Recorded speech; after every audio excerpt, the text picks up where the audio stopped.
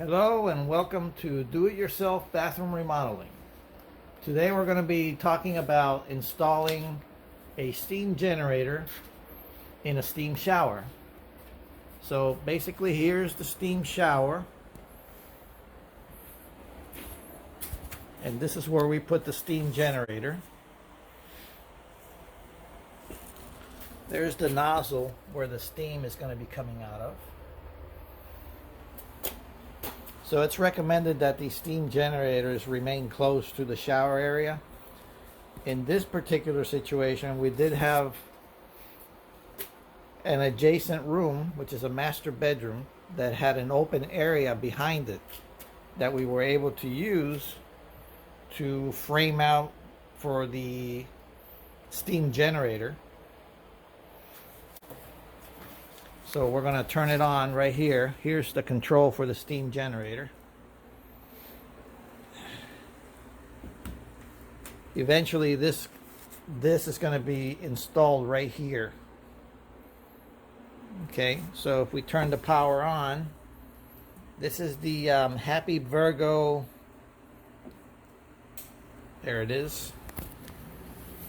This is the Happyvergo steam generator, 9 kilowatt. So, you know, the wattage depends on the size of the room that you have. Normally it takes a few minutes for the steam to start coming out, but I had already tried it. As you can see, there's the steam coming out. Okay. And before we close up the walls, on this wall right here, this is what's going to measure the temperature. Let me go ahead and shut it off. See how much steam is coming out now?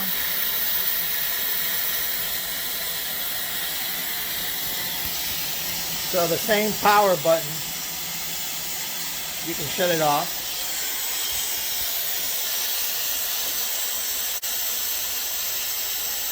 And now it's shutting itself off.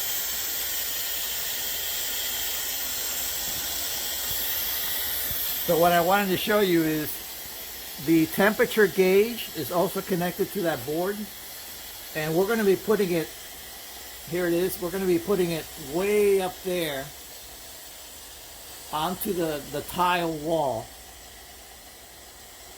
before we finish tile installation.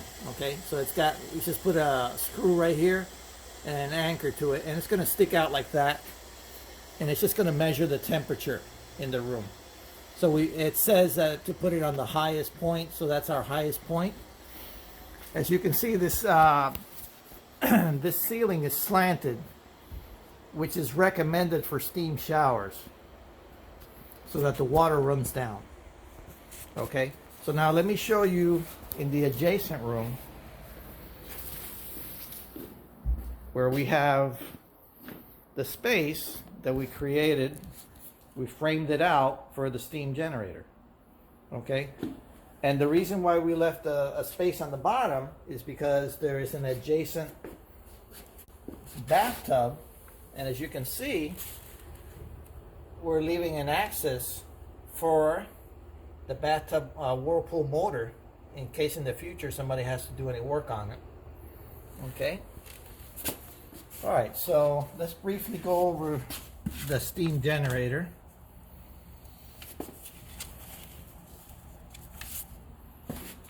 Okay. So basically, the first thing it says is the size of these, the wire gauge.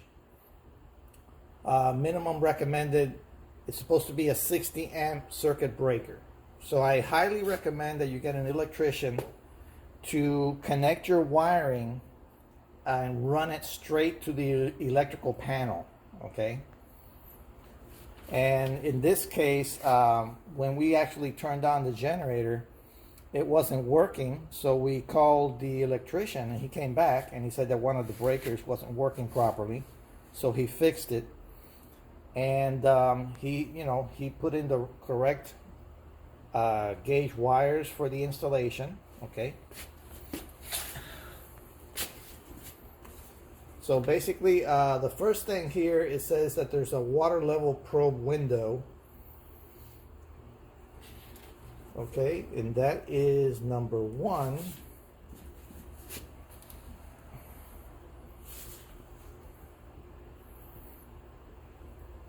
The purpose of the water level probe is to detect the water level in the water tank. The water level detection window is designed to facilitate the replacement and maintenance of the water level probe. So it's an access panel right here that you can, in the future, if the water level probe is not working properly, you can actually replace it or do maintenance to it. Okay. And then the next thing is the descaling inlet, and this is right here. So basically the customer can follow instructions and open this up and actually clean out the tank in the future. It's a descaling inlet. Okay. Now the steam out is this one right here, the top one, and that you have to have metal pipe, flexible metal pipe going directly to the steam out. Okay. So this one is half NPT female to half NPT female. Okay. And then we connected it to, as you can see, we connected it to a half male copper, and then with a copper half inch connection to a female drop ear female threaded connection. Okay. And that, if you look over here,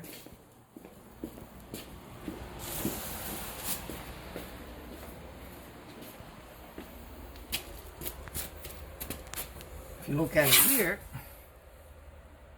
as I said, it's connected to the male copper connection, and then it's connected to a female drop ear with this one has 2 screws that we attached it to, right?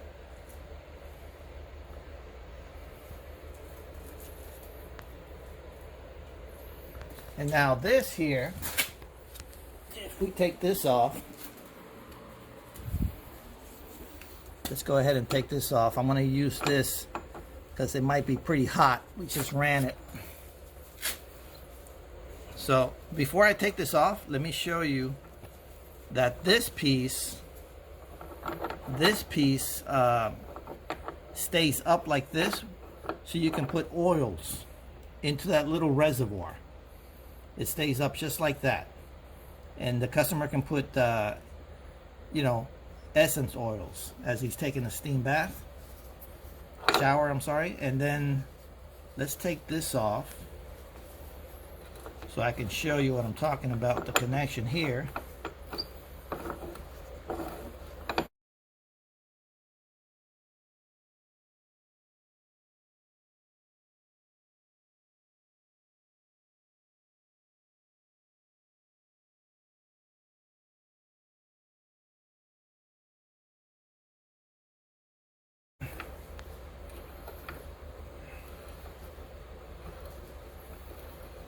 So here we go.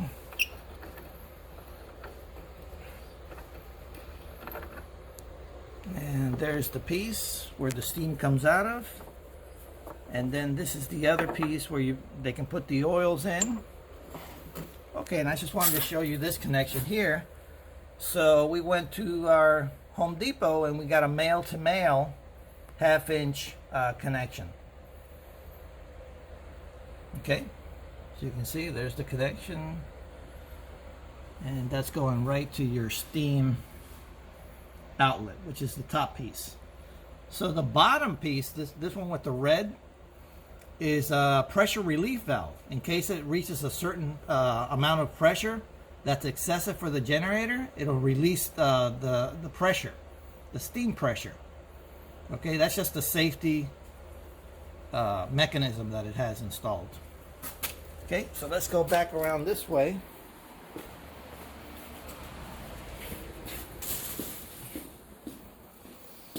And so the next thing is the number 4, the safety valve. We just spoke about that. And now the water inlet. Okay, so the water inlet, the instructions were to put the same type of half-inch NPT female to female hose, but it turns out that on this connection here that goes directly to the generator, it's actually plastic. So we weren't able to do that. We actually had to install this piece here, which has a plastic half-inch female connection to a PEX crimp. Okay, and then we ran it here like this to the hot water inlet.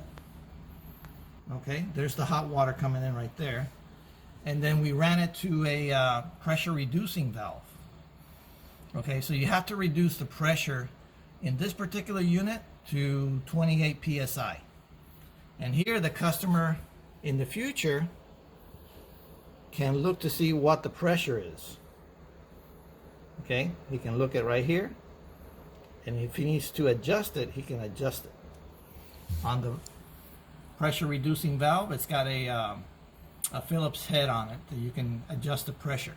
Okay, it cannot go past 28 psi, otherwise it'll damage the generator. Okay, so these parts here don't come with the generator. You got to get all this stuff yourself.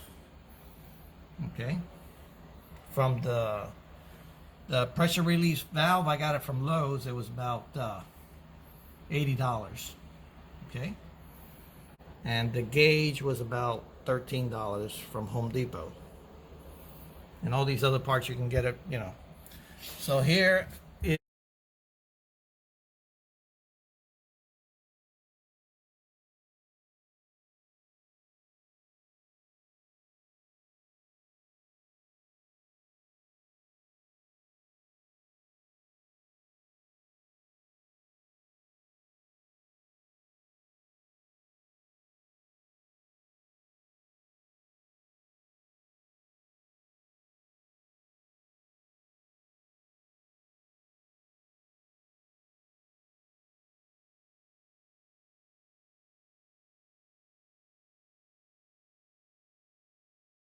is the outs.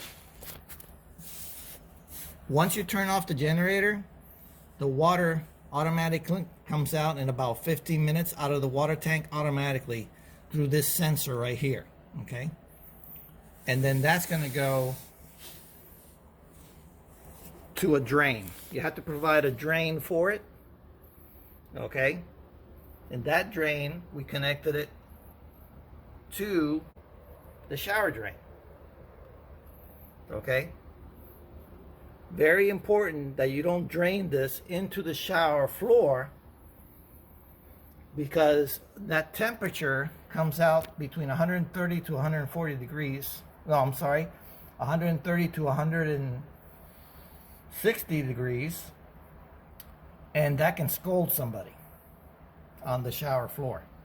So you have to drain it properly. Okay, so eventually we're going to close this off properly, so the steam doesn't stay in this area to cause mold. So we're going to close that off before everything gets closed off. Okay.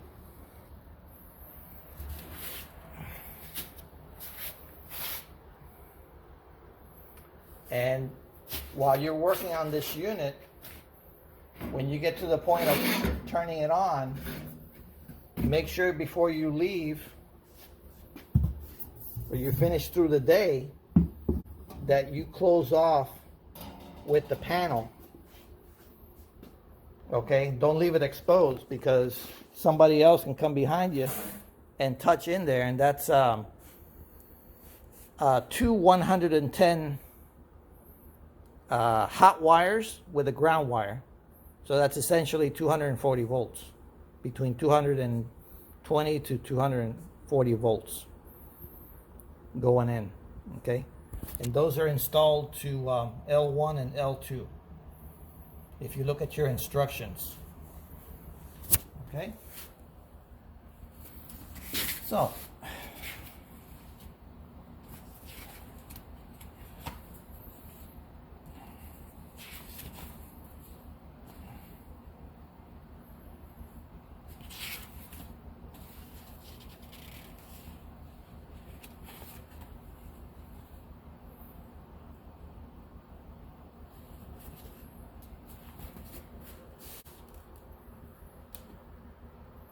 okay, so the controller,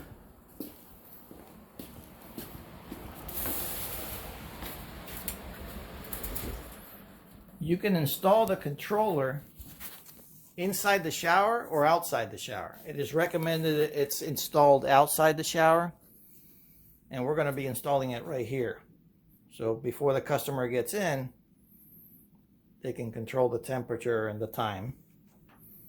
You can put it inside the shower, but you got to make sure that it's properly sealed.